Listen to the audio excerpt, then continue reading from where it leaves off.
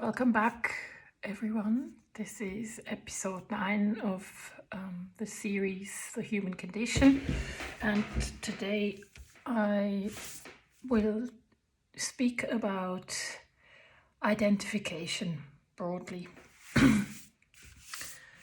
For those of you who are new, please be advised to watch the previous parts of the series in order for you to sort of run with our thoughts, because they're quite complex topics and they sort of build on each other.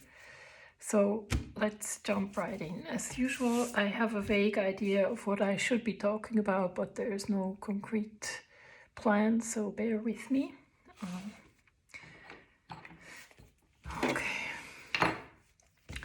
Now, let's just quickly resume maybe one or two central points that we base everything that we base everything on, that we discuss here, and that is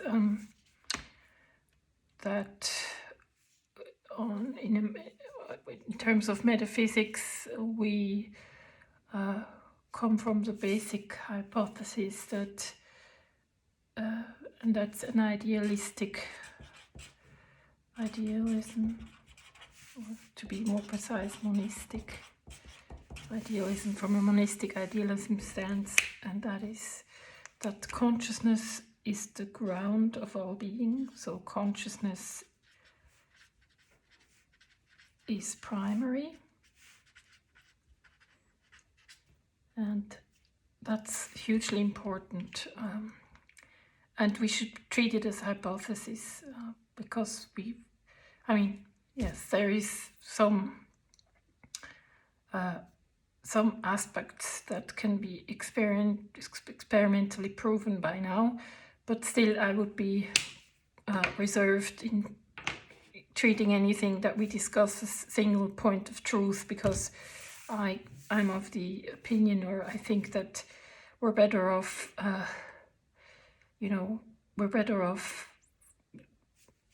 looking at it as exploring things together rather than being dogmatic about anything, because what really should be happening is we should be having an open discussion and be able to think about things and concepts without, putting ourselves or somebody else in some sort of corner. So everything's allowed. I'm clarifying what I'm basing my thoughts on. So that's thought number one, is that consciousness is primary. And the second thought is that the human brain is capable, and we always sort of drew it very simplistically, the human brain is, to break it down, to make it really quite simple, is able to work in two sorts of modes, if you will. And so one of those modes is a local and rather machine-like stimulus response type of way.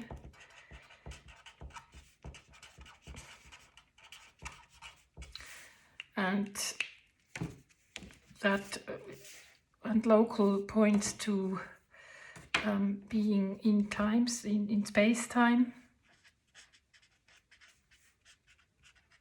So the human brain is part of space-time, right? Is able to experience and decode experiences in space-time.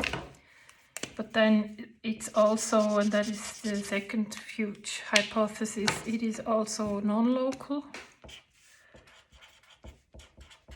And by non-local we mean not part of space-time, but part of possible other dimensions that point to this primacy of consciousness. That is both all-encompassing but also underlying and fundamental to everything else, including every possible experience, but also every possible object. So maybe, and yeah, let's just leave it at that. So those are our basic tenets, if you will. Now, when thinking about what happens when a human being is born or created, and if we assume that, and I think we can safely assume that a normally functioning brain in a human being leads to this being to be conscious. So in the first step, we could say that consciousness manifests itself in a body. That's sort of like the first thing that happens, right? So the first step is manifestation or embodiment, if you will. It seems logical that that's what's happening, or that somehow consciousness and matter coincide and are somehow manifested, or in some form or fashion manifested or embodied in that physical body. Now, if you look at the state of mind that somebody would have if they were, let's say, a child, right? So, because I think it's really important to make that distinction, you know, between childlike consciousness and the start of having an ego consciousness, right? So we just discussed before that in developmental psychology, I don't know, I think somewhere in the first or second year of anyone's life, the child develops a sense of I-ness or me-ness, which previously wasn't there. And I think, so if we talk about that previous state before the infant develops the state of ego or I-ness, then let's just capture this as, so let's just make a differentiation between non-ego and maybe beginning of ego state, right? So we should, so once that starts, once the human being starts to have an experience of I-ness,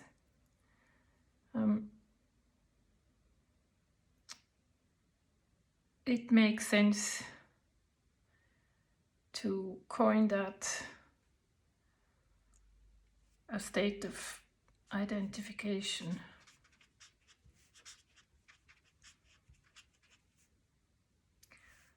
Or we could say entification, right?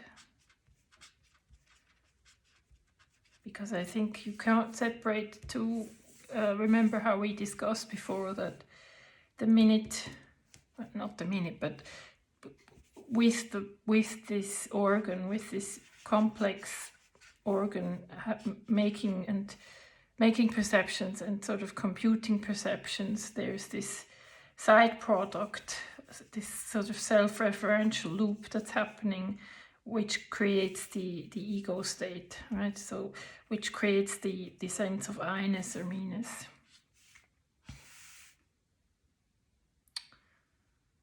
and that which would mean that identification with the body would automatically mean would automatically also mean entification, and by entification we mean the human being perceives itself as separate entity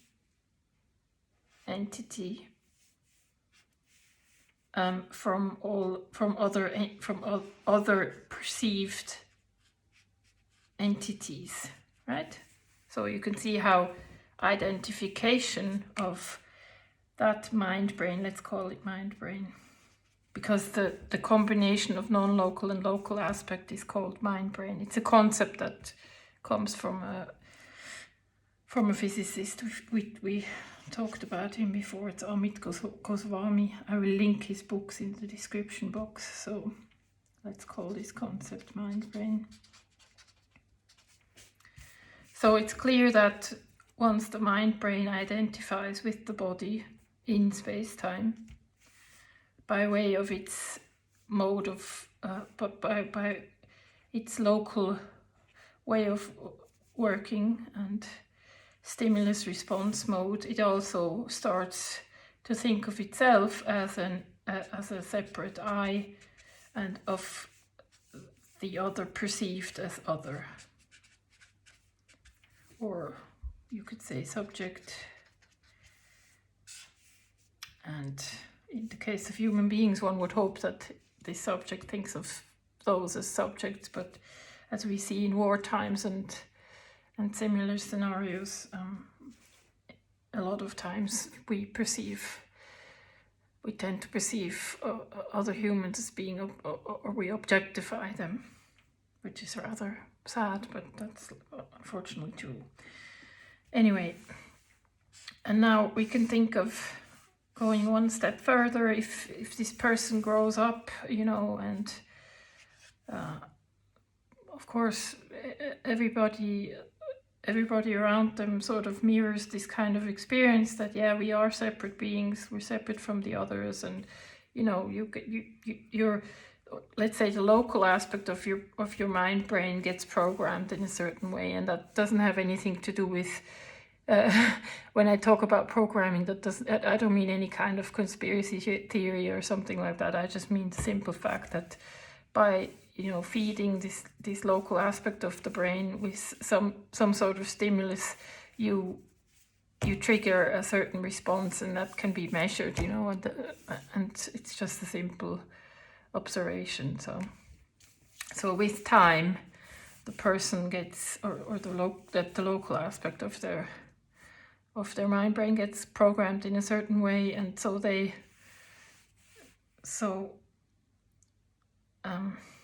we get a third kind of identification that's happening, and that is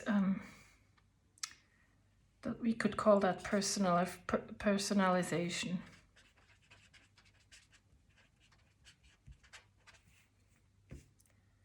You know, so actually I miswrote this here, because there's three types of identifications that are happening. So let's resume. The first type of identification is sort of what happens when consciousness and body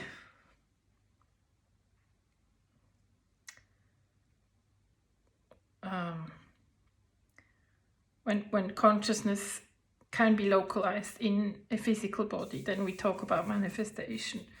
And the second state of identification is when a mind brain that is quite developed, and we should probably for now narrow it down to humans, if a mind brain that is developed enough to be able to produce a self-referential loop, then entification happens, and we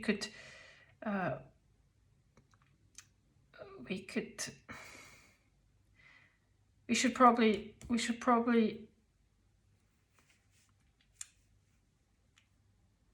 we should probably talk here about birth. We should probably talk about childhood.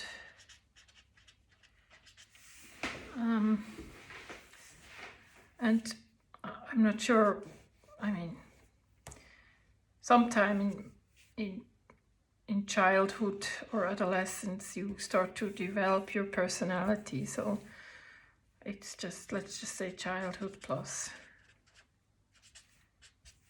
Just say, you know,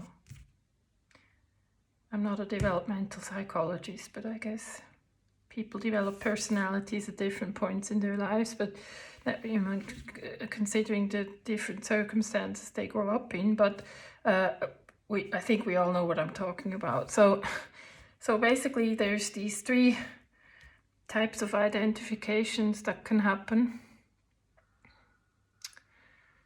And at this stage, when you have the personalization going,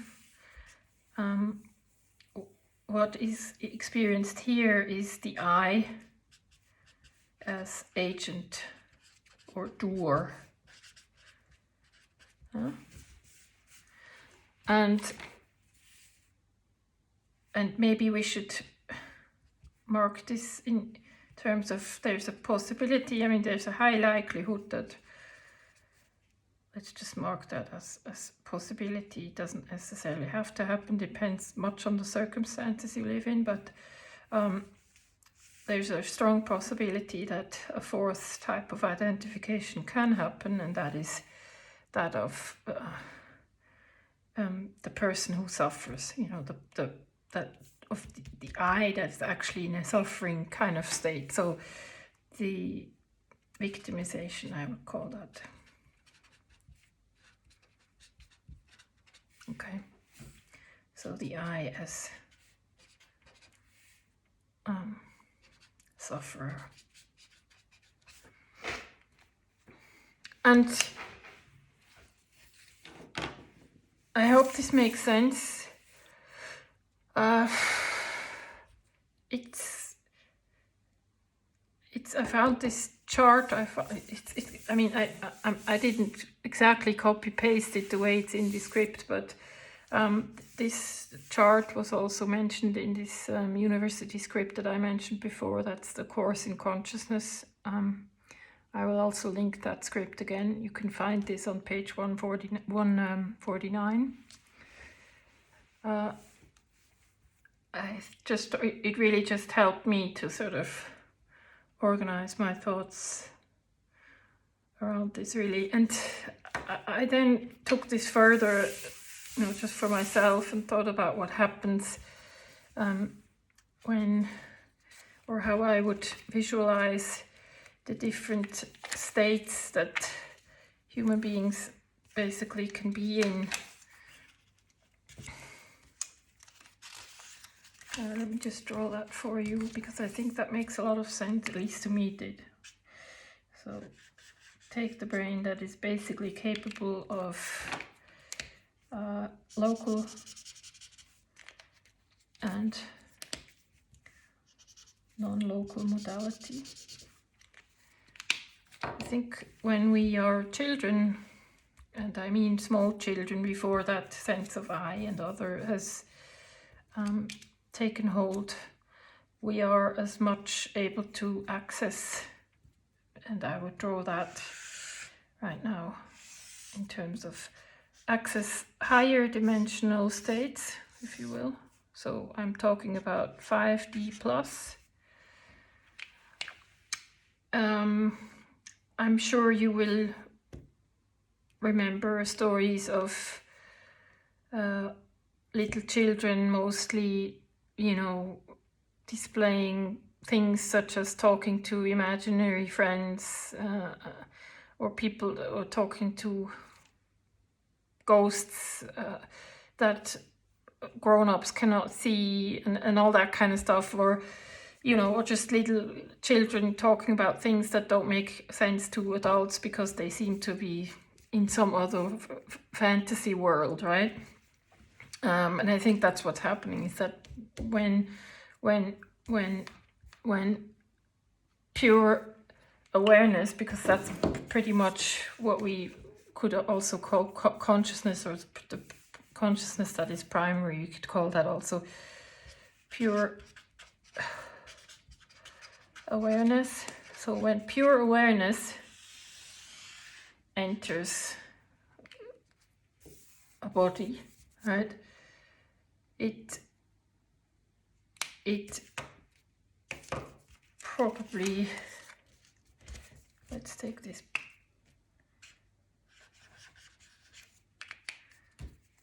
it's probably still fairly non-local, right? So there's maybe one blue bit, if you will. So, but since you are manifest in a body, and let's not have the discussion when you're a body and when you're not. I mean, if the infant is only a human being when it's born, or if it is already an infant when it's already, I don't know, 2 months or 3 months after conception. Let's not have this discussion right now. But anyway, so pure awareness enters the body. It's mainly in a state of non-ego, of non-local consciousness. When it's a child, it starts to develop a sense of I-ness, so it has maybe, to put a percentage, which is totally arbitrary now, and that will differ by your experience and by your surroundings, by your upbringing, whatever, but let's say you're 80-20, right? 80% non-local, 20 local. When you go on and become a young adult, in order to function, that ratio is going to, and that ratio is going of non-locality and locality is going to change quite drastically in certain cultures, maybe in Western cultures more so than in Eastern, because Eastern cultures tend to you know, put spirituality in a different place than we Westerners do. But on average, I would say this goes maybe down to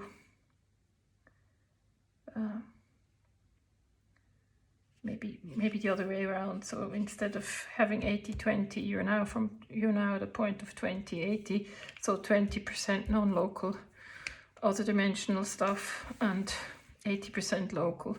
And I think what happens is when you start suffering or perceiving, when you start to perceive that I as suffering, then you're very much about to lose. Or, I mean, you can never, I don't think you can ever lose your connectedness completely.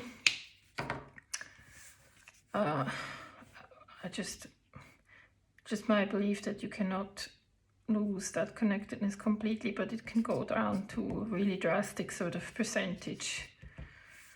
And I would say that when you're in a state of suffering, your mind-brain is 99% in local mode, in space-time mode, in 4D mode, and you have pretty much no access to higher dimensional things. I think that's what happens.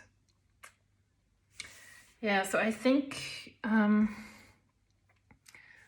my battery is gonna die pretty soon, and we already are over 20 minutes. I'm gonna leave it at that for now. I'm gonna do a next session in which I will pick up the ball. And I feel that we should probably in the future talk about if that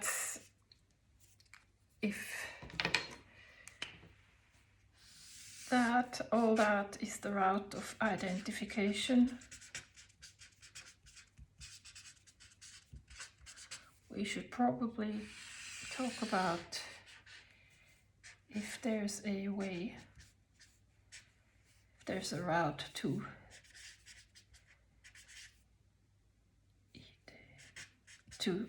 de-identification. And that route